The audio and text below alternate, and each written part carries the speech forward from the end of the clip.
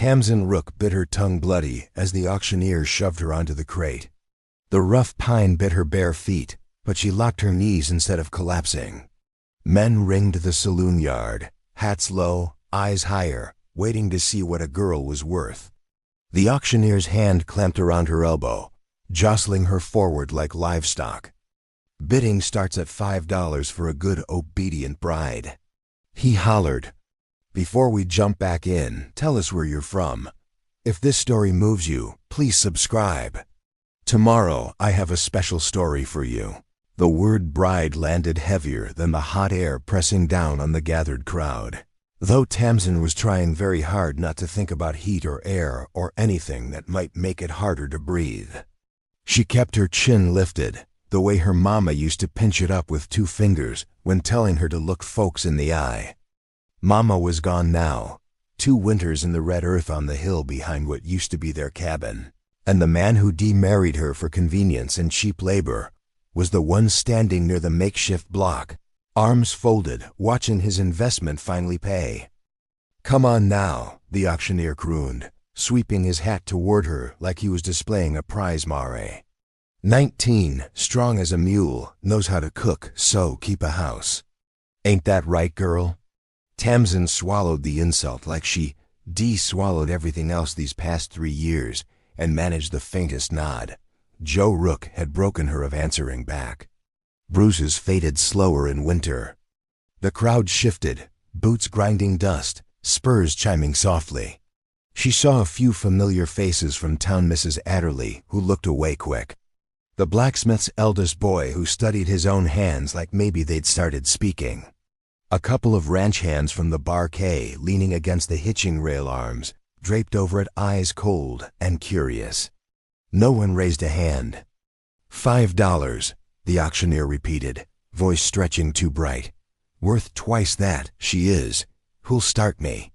Joe Rook's jaw flexed, the muscle jumping under his whiskers. He'd been counting on more than 5. Tamsin knew that the way she knew where to step in the kitchen to avoid the loose board that squeaked. 4 then, the auctioneer tried, laughter thinning around the edges. Surely a good woman's worth $4 to some gentlemen here. The only sound was the jingle of a harness as a horse shook its head at the rail. Tamsin couldn't help it. Her eyes drifted toward the church at the far end of the street, its white paint peeling, bell silent. There'd be a preacher inside, waiting to make whatever happened here respectable in the eyes of the town and God. Respectable, she thought bitterly, when nothing about this felt holy. A man near the front, balding and red-faced, cleared his throat like he might speak. His gaze traveled from the top of her head down, pausing at the cheap cotton of her dress, at the narrowness of her wrists, at the curve of her collarbone. It made her skin crawl, but he only spat in the dirt and looked away. The auctioneer's showman's smile faltered. Joe Rook took a step forward, mouth opening, whether to curse the crowd or lower the price himself. Tamsin didn't know. 3. The word came from the back, quiet but clean as a hammer strike. Heads turned. Tamsin's followed, though the sun, the dust, and the tremor in her own bones made the world blur for a heartbeat before it focused. A man stood there, separate from the cluster of others without seeming to try. He was tall, shoulders broad under a faded blue shirt, hat brim pulled low enough that she couldn't make out his eyes at first, only the hard line of his mouth and the shadow of stubble along his jaw. A coil of rope hung from one hand, brushed with trail dust, and a worn gun belt rode his hips like it had lived there all its life. $3, he said again when no one spoke, voice steady, as if buying a bride at a discount was no stranger than buying salt. A murmur rippled through the crowd. 3? The auctioneer barked, scandal touched with relief. Now, Calder, you know that ain't. That's what I got. The name fell on the yard. Calder Boone. Tamsin knew it the way everyone within riding distance knew it, whispered in saloons and around cook fires. The Boone spread ran wide along the northern ridge, all scrub, wind, and stubborn cattle. Calder Boone was the man who'd taken it back from the bank, and from loss with his bare hands after his father died, the one who rode harder than anyone, worked more, spoke less. Some folks said he hadn't been seen in church since he was a boy. Others said he kept to his own because the land had claimed him, made him half wild. $3, Joe Rook snapped, stepping closer to the crate, fury flushing his neck. She's worth 10 times that, Boone. You think I'll let her go for 3? Calder's gaze lifted, found Joe's, then traveled up to Tamsin. From where she stood, she finally saw his eyes. They were a color that didn't fit with dust and rough pine, the clear gray of river stones, scrubbed clean by water, steady and watchful. He didn't look at her the way the others had. There was no sliding measure, no slow travel of ownership. He just looked like taking stock of a horse he might ride into a storm and needed to know wouldn't to break. You put her on a block like a mule, Calder said calmly. No one else is buying. $3 is more than she owes you, Joe sputtered, fingers clenching and unclenching at his sides.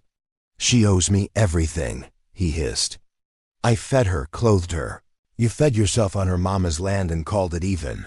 Calder cut in, voice still smooth, but edged now. $3. A hush fell that even the flies seemed to respect. The auctioneer licked his lips. He'd been paid to bring folks to shout, to give this sorry trade a gloss of entertainment. But no one else had bid, and the town was watching, and Calder Boone was not a man whose temper anyone wanted to test for long. 3 it is then, the auctioneer blurted. Going once, going twice. Joe surged forward, but Calder's hand lifted, the rope tightening in his palm. For a split second, Tamsin thought he might throw it, loop Joe's throat like he would a runaway calf. He didn't. He only held Joe's gaze, unblinking. Sold, the auctioneer shouted, slapping his palm against the post. To Calder Boone, for $3. The word rang in Tamsin's skull. Sold. She'd known it would come.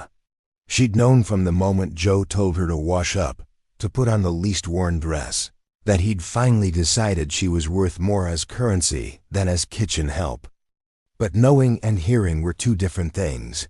For an absurd heartbeat, she thought of Mama's old Bible, of stories where a man paid 30 pieces of silver to betray someone he'd once walked beside. $3 wasn't even clean, even or holy sounding. It was desperate. It was what a man scraped from his pockets after paying for everything that really mattered. Calder stepped forward, handing the auctioneer coins that flashed dull in the light. Joe rounded on Tamsin, fingers digging into her arm so hard she bit back a cry. You listen good, he growled low, breath sour with last night's whiskey. You belong to him now. You do what he says. You make him glad he spent even that scrap on you, you hear? Tamsin stared at him.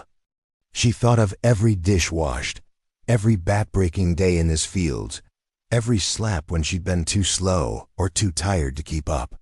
She thought of Mama's hands soft only when they smoothed her hair back from her forehead at night, still in that lonely grave.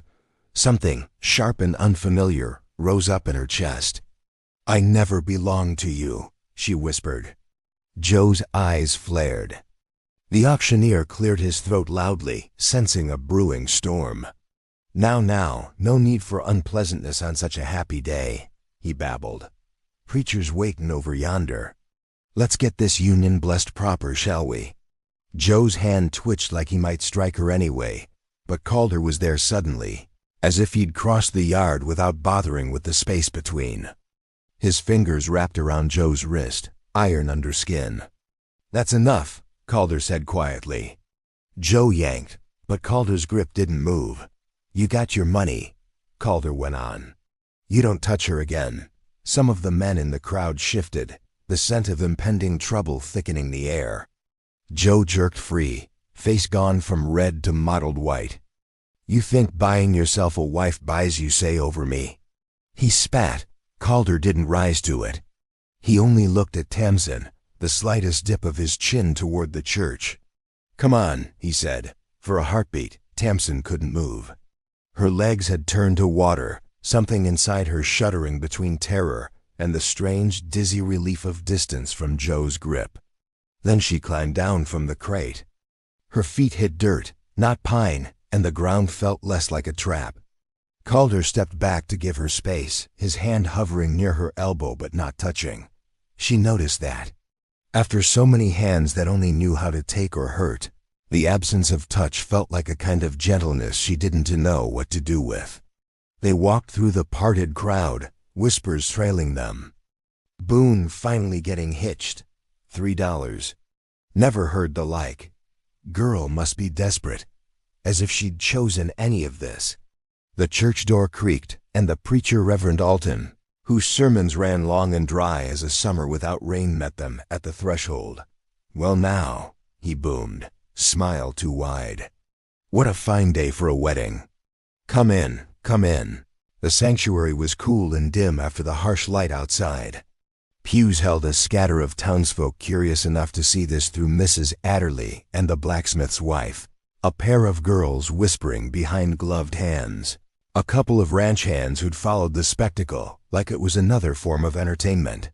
Tamsin stood before the altar, hands clasped so tight her knuckles blanched. Reverend Alton droned on about holy unions, about the Lord's design, about wives submitting and husbands providing. Words washed over her, a tide she'd been taught she had to stand in whether she wanted to or not. She risked a glance at Calder. He stood straight, hat in his hands now, hair dark and slightly too long where the brim had flattened it. He wasn't watching the preacher. He was watching her.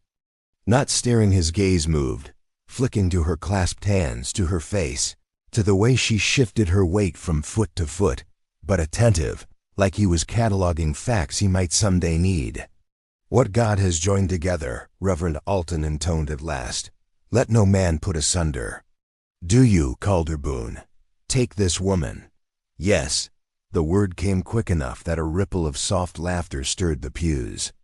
Reverend Alton cleared his throat, frowned faintly, and turned to Tamsin. "And do you, Tamsin Rook, take this man?"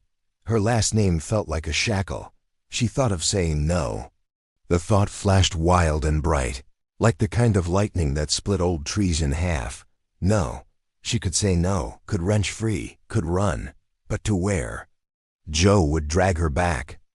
The town would nod and say that's what came of ungrateful girls. The world beyond the ridge was all stories and maps she'd never seen. Here, at least, was a man who had paid not enough to satisfy Joe. Maybe, but something. Here was a chance, thin and strange, but more than she'd had yesterday. "I do," she heard herself say. The words tasted like someone else's, but once spoken, they settled in her chest. Reverend Alton beamed. "Then by the power vested in me by Almighty God and the state of Wyoming, I pronounce you man and wife." There was a smattering of polite applause. "Tamsin Boone," the preacher added, as if trying the name on her. It fit no better and no worse than the dress she wore. Calder turned to her, expectation in the air. She realized he was supposed to kiss her. Her stomach lurched. She'd never been kissed proper. Joe's rough pecks to her mother's cheek didn't count. The idea of a stranger's mouth on hers, with the whole town watching, made her want to shrink until she fit under the pews. Calder must have seen something of that in her face. He bent, but instead of claiming her mouth, he brushed his lips against her forehead. A quick, almost awkward press. It startled her more than anything. Not because it hurt, but because it didn't.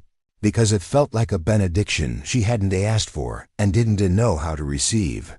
When he straightened, his gaze caught hers again.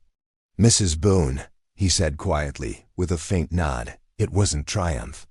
It sounded more like acknowledgement, like someone marking a fact in a ledger. Joe was gone by the time they stepped back outside. Tamsin didn't know if he slunk away in shame at the paltry sum, or strutted back to whatever he considered home, $3 heavier and one mouth poorer. She refused to look for him. Instead, she focused on the horse Calder led to the hitching rail. It was a rangy bay with a white blaze, the kind of animal that looked like it. Carry a man to the edge of the world and back without complaining. "You ride?" Calder asked. His voice had lost the hard edge it had carried facing Joe. Up close, it was low and even, with the faintest hint of something, maybe Tennessee, maybe Texas that the West hadn't quite worn away. A little, Tamsin said. Not that Joe had let her do much of it. Horses worth working were too valuable to risk on a girl whose only job was to scrub and serve. Calder nodded. Up you go then. He cupped his hands, and after a heartbeat of hesitation, she put her foot in them. He boosted her into the saddle like she weighed nothing. That, more than the church words, made the truth of things settle. She was leaving. Joe's house, the cramped kitchen, the chipped plates. The corner where she slept on a narrow cot, all of it receded with every clop of the bay's hooves on the packed street. Calder swung up behind her, settling easily. His chest brushed her back, solid and warm, but he didn't press her into him the way some men might have. He held the reins loose, one arm braced light near her ribs, more for balance than possession. Tamsin stared straight ahead as they rode out of town. Storefronts slipped past general store, blacksmith, saloon, each one a chapter of her life she'd mostly read from the outside. She caught sight of herself in a dusty window, small, dark-haired, shoulders hunched as if waiting for a blow. Beside her, Calder loomed larger than his reflection, but his presence didn't bear down. It was just there, a fact like saddle leather and horse sweat. They reached the edge of town quickly, where the road narrowed and the land opened wide. Hills rolled out ahead, dotted with scrub and sage. Tamsin's heart beat a little faster. She'd never been this far from Joe's land. The air smelled different, less of smoke, more of sun-warmed earth and distant water. I can ride alone, she said after a while, voice small against the open. Calder's chuckle was brief. I don't doubt it, he replied, but the bay's used to me. We'll go easier for now. For now. The words poked at her questions. For now until when? Until they reached his ranch? Until he decided what to do with the wife he'd bought with the coins in his pocket? She forced herself to ask at least one of them. Why? She said quietly. He shifted behind her. Why what? Why this? Her hand lifted instinctively, then dropped. There was no polite way to gesture at her own body, at the absurdity of being seated on a stranger's horse in a stranger's name. You could have any woman you wanted, I reckon. One who chose it. Why pay $3 for me? For a long moment, she thought he might ignore the question. The rhythm of hoofbeats filled the space, steady and patient. Then Calder exhaled. I didn't pay for you, he said. The words landed wrong. She twisted slightly to glance back at him. His eyes, when she could see them under the brim, were on the horizon. I paid to get you away from him, he went on. From Rook. He's had his hand on that land since your mama died. Folks talk, Tamsin, about how he keeps his temper, about how he keeps his books. Heat crawled up her neck. She hadn't thought anyone noticed, the bruises she'd learned to hide with sleeves. The way she flinched when Joe reached too fast for his belt or the poker by the stove. It was his idea, she muttered. Selling me. Calder's jaw tightened. I figured. Then why not let him? She pressed, anger flaring through humiliation. Why not let whoever was willing to pay what he wanted take me? Why you? Why $3? He hesitated. Because $3 is what I had in town, he said finally. And because there's men in that crowd who'd have taken you and broken what he hadn't managed yet. Her mouth went dry. You don't know that, she whispered, though she did. She'd seen the way some of them looked at her when Joe sent her into town for supplies, the way words stuck to her back like burrs. I know enough, Calder said. He shifted again, and she felt rather than saw him glance down at her profile. You got any kin besides Rook? He asked. Any aunt or uncle you'd prefer? The question startled her. No, she said. Mama came west alone. Her folks never wrote after she married Joe. Said she'd made her bed. Calder grunted softly, non-committal. Then you're better off on Boone land a while, he said. We'll figure the rest from there. The rest. Does the rest include being a wife? She forced herself to ask. She felt his breath hitch against her hair. I won't touch you without you wanting it, he said, voice gone very quiet. I swear that to you now. The preacher made it legal, but that doesn't make it right without your say. Tamsin stared ahead, throat thick. She'd expected demands. Expected to trade one man's temper for another's claim. She hadn't expected an oath. "So why marry me at all?" she whispered. "You could have just paid Joe to let me go." "I could have," he agreed. Only he wouldn't have. Not for $3. Not for 30.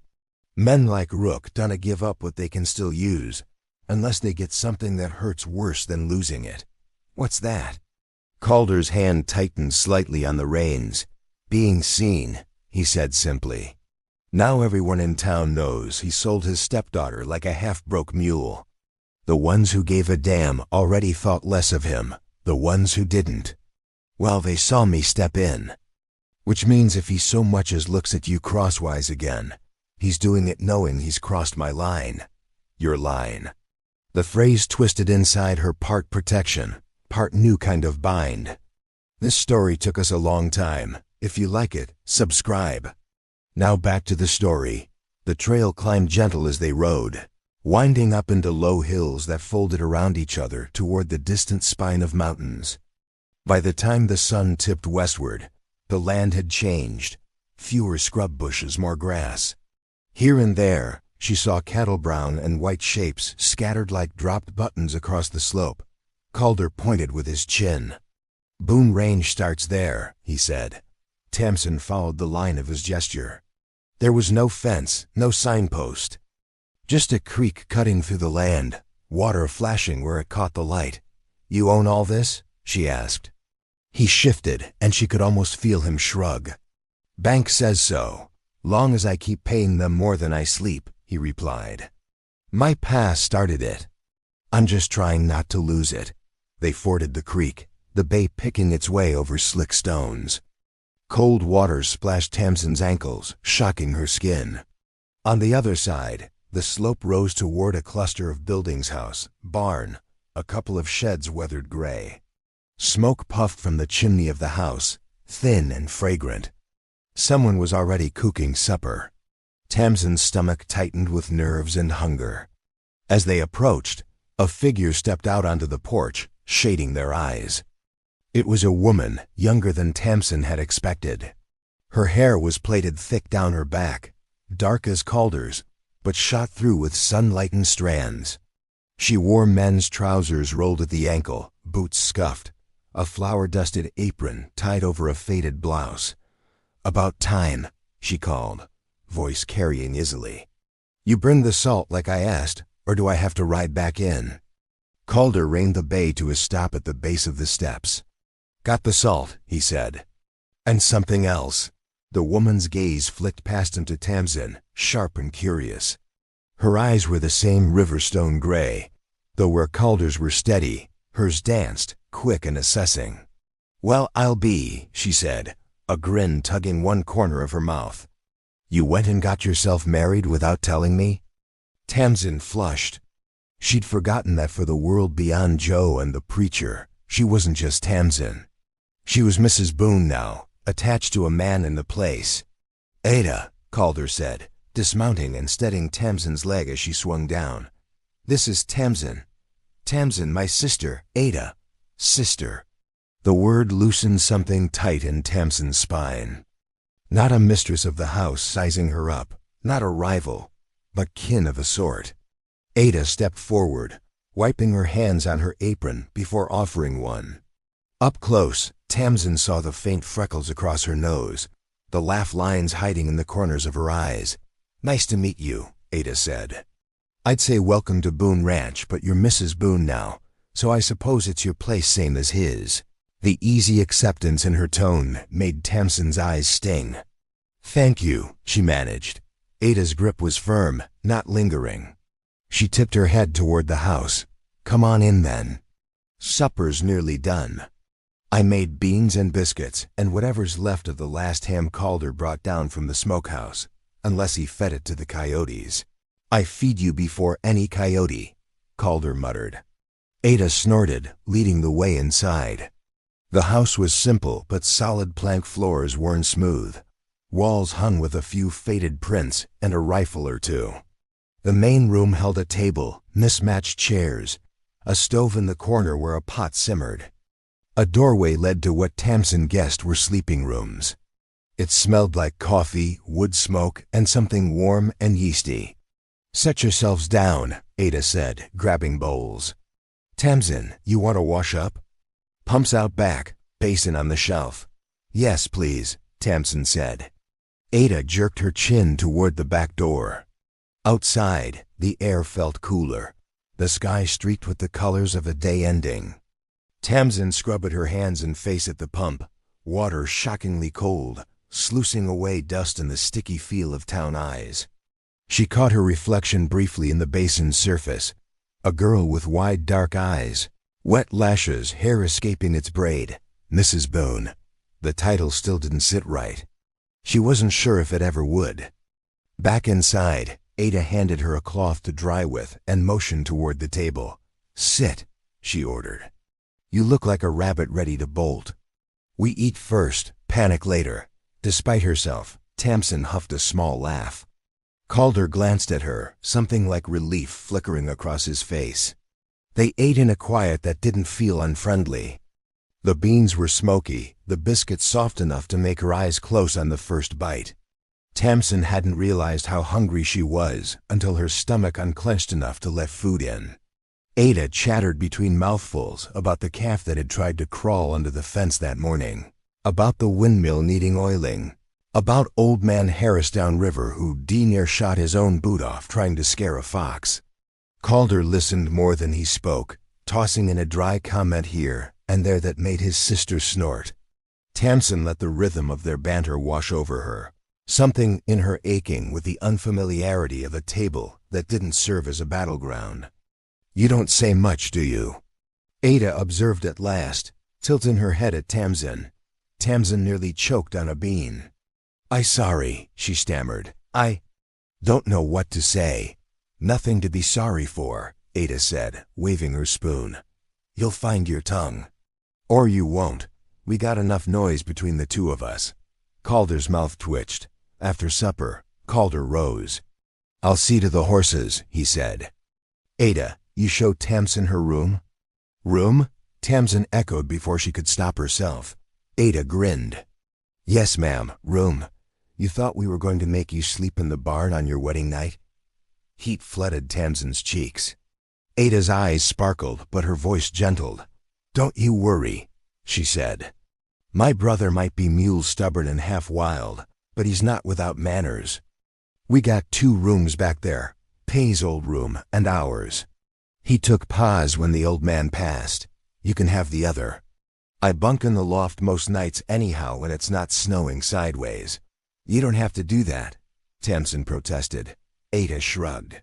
"I like the loft," she said. "Closer to the stars. And to the rifles if anyone comes sneaking." Tamsin blinked. "Does that happen?" "Not often," Ada said.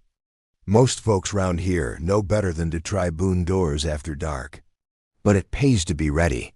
Her tone was light, but something in it, a memory, a warning, sent a small shiver down Tamsin's spine. She followed Ada down the short hallway. The room Ada led her to was small but clean and narrow bed with a patched quilt, a washstand with a chipped basin, a peg on the wall for clothes. A single window looked out over the yard, where the barn hunched dark against the deepening sky. "It's not much," Ada said. "But it's yours, yours." The word hit Tamsin like a physical thing. In Joe's house, nothing had been hers, not even the cot she slept on. This room, the quilt, the little square of window, they might be plain, but they weren't stamped with anyone else's claim yet. "Thank you," she said softly. Ada squeezed her arm. "You rest up," she said. "Long day. If my brother says anything that doesn't make sense, just smack him. He's used to it." She winked and left. Tamsin stood alone in the small room, hands twisting in her skirts. Silence settled, heavy and oddly loud. Her mind skittered between images, the crate, Joe's face, Calder's hand on Joe's wrist, the creek, Ada's open grin. She didn't know what life at Boone Ranch would look like tomorrow, or next week, or next year. All she knew was that for the first time since Mama died, She didn't have to listen for Joe's boots in the hall. She sat on the edge of the bed. The mattress sagged, springs creaking, but it held. Her shoulders sagged too. She'd just started to unlatch the buttons of her dress when a soft knock sounded at the door. Her heart lurched into her throat. "Yes?" she called, fingers freezing. "It's Calder," came the low reply. "May I come in a moment?" Her pulse picked up, thudding in her ears. This was it then. The part of marriage that everyone talked about in whispers and euphemisms. She closed her eyes for a second. He'd said he wouldn't touch her without her wanting it. Did she believe him? The memory of his lips on her forehead, gentle and brief, warred with the years of learning that men's promises meant less than the weather. "Just a moment," she said, voice shaking. She fastened the button she'd undone and smoothed her dress. Then she opened the door. Calder stood in the hallway, hat off, hair damp at the temples like he'd splashed water on his face at the pump. He held something in his hand, a folded paper. "I won't stay," he said quickly, seeing her tension. "I just wanted to give you this and say my piece while I still remember how to talk." Her brows knit. "What is it?" He stepped inside only far enough to hand her the paper. It was worn but neatly folded, the edges softened from being handled often. She opened it. It was a deed to her mother's land. Her eyes flew to his. "How?" "I bought out Rook's claim last month," Calder said. Made him sign when he was behind on supplies and too proud to admit it. "I'd have moved sooner, but I didn't expect him to try to sell you this quick. The auction came up faster than I'd like." Her hands shook. "You own it," she whispered. He shook his head. "You do," he said. "Soon as you sign." "I kept my name on it until you were clear of him. Figured if he thought it was still his, he'd dig in his heels harder. But it's yours, Tamsin. Your ma's place, back in your hands if you want it." Her throat closed. All the air in the little room seemed to vanish. "Why?" she croaked. He shifted, gaze dropping briefly to the floor. "Because she worked that land near to death trying to keep you fed," he said. "Because Rook never had a right to it. Because a person ought to have at least one piece of earth in this world that is not held over their head like a noose." Tears blurred the ink on the paper. She blinked them away stubbornly. I can't pay you," she said. "I didn't ask you to," he replied. "That's not how it works," she shot back, anger and desperate gratitude tangling. "Nothing's free. Not out here. Not anywhere." He looked up then, something raw flickering across his face. "Maybe not," he said. "But maybe some things don't have to cost what the world says they do." Silence stretched. She clutched the deed, feeling the weight of the ink, the lines that could redraw her life. "What if I don't want to go back there?" She whispered. "What if I can't stand the thought of that cabin, knowing everything?" His jaw worked. "Then you don't," he said. "You stay here, or you sell it. Or you burn the damn house down and plant wildflowers over it. It's yours to decide." "That's my point. Choice." The word shimmered just out of reach, like heat over a road. She'd watched it all her life, convinced it was a mirage meant for other people. Now, for the first time, she could almost feel it warming her own skin. "I don't understand you," she admitted. He huffed a quiet, humorless laugh. "Most folks don't," he said. "That's probably for the best." He took a step back toward the door. "You sleep easy," he said. "I'll be in the front room if you need anything. One to bother you unless the barn catches fire or Ada starts a fistfight with a coyote." A startled, wet laugh burst from her. He smiled then, small, quick, but real. "Good night, Tamsin," he said. "Good night," she whispered. He turned to go, then paused. "One more thing," he said over his shoulder. "Tomorrow, if you're up to it, I'd like to show you something in the barn. Something that might make all this feel a little less like a transaction and a little more like a start." Her stomach swooped. "A start of what?" His eyes held hers. "I don't know yet," he said honestly. "That's the point, too. When he left, closing the door gently behind him, Tamsin pressed the deed to her chest and sank onto the bed. For the first time in years, she let herself cry without fear of footsteps pounding down the hall. She cried for Mama, for the girl she'd been, for the dirt under her fingernails, and the bruises on her arms, and the fact that a stranger had paid $3 to crack open a door she thought was nailed shut. When the tears finally slowed, exhaustion rolled over her like a tide. She lay back on the narrow bed, deed safe under her pillow, and stared at the ceiling until sleep dragged her under. She dreamed of creek water and quilt squares, and a man kneeling in a barn, his hat in his hands. Morning came clear and insistent. Birds chattered somewhere outside. Tamsin woke with a start, bolting upright. For a heartbeat, she expected to hear Joe yelling, to smell burned coffee and see the low ceiling of the cabin. Instead, she saw pale light filtering through thin curtains, heard the muted clatter of pots in the main room. Boone Ranch, not Rook's house. She touched the pillow. The crinkle of paper beneath her palm grounded her. Pulling on her boots, she stepped into the hall. Ada was already up, hair braided, sleeves rolled, humming tunelessly as she coaxed flame from the stove. "Morning, Mrs. Boone," she chirped. Tamsin winced at the title. "Ada, please, just Tamsin," she said. Ada glanced back, eyes dancing. "Fair enough," she said. "Coffee?" "Please." As Tamsin took the tin cup, she ventured, "Where's Calder?" "Barn," Ada said. "Has been since dawn. Man prefers horse company to people most days." "Don't take it personal." Tamsin nodded, sipping the bitter brew. "I'll go see him," she said after a moment. Ada arched a brow. "Brave," she said. "Just don't let him talk you into mucking every stall on your first full day. Ease into the misery." Tamsin smiled faintly and slipped outside.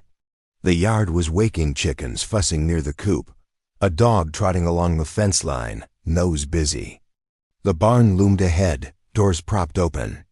She hesitated on the threshold. The smell of hay and leather and horse hit her, familiar and almost comforting. "Calder," she called softly. "Back here," came his voice. She followed it down the aisle between stalls. He stood near the far end, beside a small pen sectioned off from the larger stalls. Inside, a foal blinked at her. Legs too long for its body, coat still fuzzy with youth. Tamsin's breath caught. "Oh," she whispered. The foal stepped closer, curiosity overcoming caution. Its coat was a patchwork of white and brown, one ear tipping adorably sideways. "She was born early last week," Calder said. "Dam had a hard time of it. Ada and I had our hands full. Thought we'd lose them both." Tamsin stepped closer to the rail. The foal sniffed at her fingers, warm breath huffing. "What's her name?" she asked. Calder's mouth tilted. "Don't have one yet," he said. "Figured I'd let her owner choose." She blinked. "Her owner?" "You," he said simply. Her head snapped toward him. "Me? Consider it a wedding present," he said. "Or a you survived Rook present.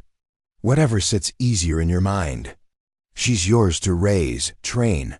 Curse it when she steps on your toes." Tamsin stared at the foal. At the soft nose, the skittish, trusting eyes. At the way she leaned close, accepting Tamsin's touch with a trembling courage. "Why do you keep giving me things?" Tamsin burst out. Calder blinked. "I'm not. The land," she said, hand tightening on the rail. "Now this. A deed, a horse. You barely know me." "I know enough," he said quietly. "That I'm some charity case?" Anger flared in her words before she could stop it, fueled by years of having everything measured and weighed and found wanting. His jaw tightened. "No," he said. "That you've been treated like a burden, and a bargaining chip your whole damn life. I can't change that. But I can change what happens on my land, with my name attached." She shook her head, tears prickling again. "You don't even ask what I want," she said. "You just decide." He looked stricken. "You're right," he said after a moment. I've been so busy trying to fix what Rook broke that I didn't stop to think you might want to say in how it is fixed. He stepped back from the pen, giving her space. What do you want, Tamsin? He asked. The question landed between them like a challenge and a prayer. She opened her mouth, closed it. No one had ever asked her that. The sun hadn't yet crested the dusty horizon, but a sliver of light cut through the cracks of the Boone ranch barn. Inside, everything was still and quiet, filled with the scent of hay and horses. 16-year-old Tamsin knelt in the soft straw, a small foal nudging her hand. It had been born just before the trouble started, a tiny flicker of life in a world that felt like it was closing in. She gently stroked its soft coat, whispering a name that felt right. Juniper, she said. Like the tough little trees that clung to the rocky hillsides, a symbol of resilience. She knew they'd need it. The weight of what they'd lost, what they stood to lose, was a heavy cloak on her slender shoulders. Her father had been gone a year, and now it felt like everything he'd built was about to be swept away. The barn door creaked open, and Calder Boone stepped inside. His face, usually etched with the easy lines of a man who worked the land, was tight with worry. But when he saw Tamsin with the foal, his expression softened. There you are, he said, his voice a low rumble. We'll get through this, Tamsin, piece by piece. We'll start with the fences, then the well. He offered a steady presence, a promise that they weren't completely alone. Just as a sliver of hope began to break through the gloom, a new sound drifted in from the distance, the rhythmic thunder of approaching hoofbeats. Calder's hand instinctively went to the worn handle of the pistol on his hip. Tamsin stood up, her heart pounding a frantic rhythm against her ribs. They watched as a cloud of dust billowed on the horizon, growing larger and larger, coming straight for them. 3 riders reined in their horses in the yard, their faces grim. Joe Rook, a man whose ambition was as vast as the plains, sat tall in his saddle, his eyes cold. He claimed a portion of their land was rightfully his, a dispute over a faded line on an old map. His 2 men, Jed Corbett and another grim-faced ranch hand, flanked him like vultures. Boone, Rook's voice cut through the morning air, sharp and demanding. We're here to settle this. Calder stepped forward, placing himself between the men and Tamsin. There's nothing to settle, Rook. This land is ours.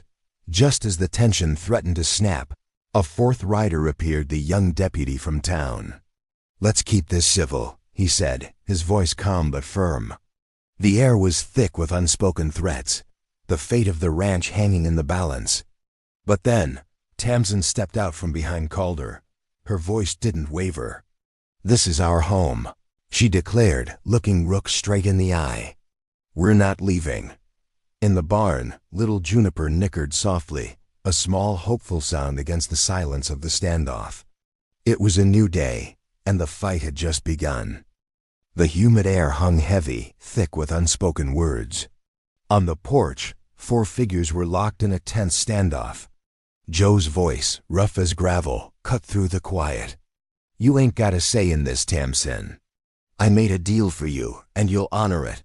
He spat the words like venom, his heavy frame blocking the steps. Tamsin stood her ground, her slender shoulders squared. I'm not a horse to be traded, Pa. Her voice was quiet but held a core of steel. You think being sold to some old man is fair? Calder offered me a choice. That's more than you ever did. Choice? Joe scoffed, his face turning a shade darker. He filled your head with nonsense. He wants the land, that's all. Calder stepped forward, his hand instinctively going to his pocket. That's not true, Joe. I care about Tamsin. Ada, standing by the porch rail, watched with wary eyes. Calder, you knew this would cause trouble. You went behind her pa's back. Deputy Jed, positioned between the 2 men, held up a calming hand. All right, let's all just take a breath. Joe, you can't force your daughter into anything. Tamsin, you're of age. But Calder, going about it this way ... Tamsin's gaze was fixed on her father. It wasn't about going behind your back. It was about choosing the lesser hurt. Staying here, being your property. or leaving with a man who at least sees me as a person. Her voice trembled with a mix of fury and pain. The argument escalated, voices rising in the oppressive heat. Joe lunged toward Calder, shoving him hard. Calder stumbled back, and as he tried to regain his balance, something small and metallic slipped from his vest pocket. It clattered on the wooden planks of the porch, spinning for a moment before settling. A simple silver ring. The sound seemed to silence the world. Everyone froze, their eyes drawn to the tiny object glinting in the afternoon sun. It wasn't the ring of a man buying land. It was the ring of a man proposing a future. The air crackled, choices hanging suspended in that single breathless moment. Time stretched, taut as a wire. And then, a cry tore from Tamsin's throat, shattering the silence. 2 more great stories are next. Don't miss them. Subscribe and turn on notifications.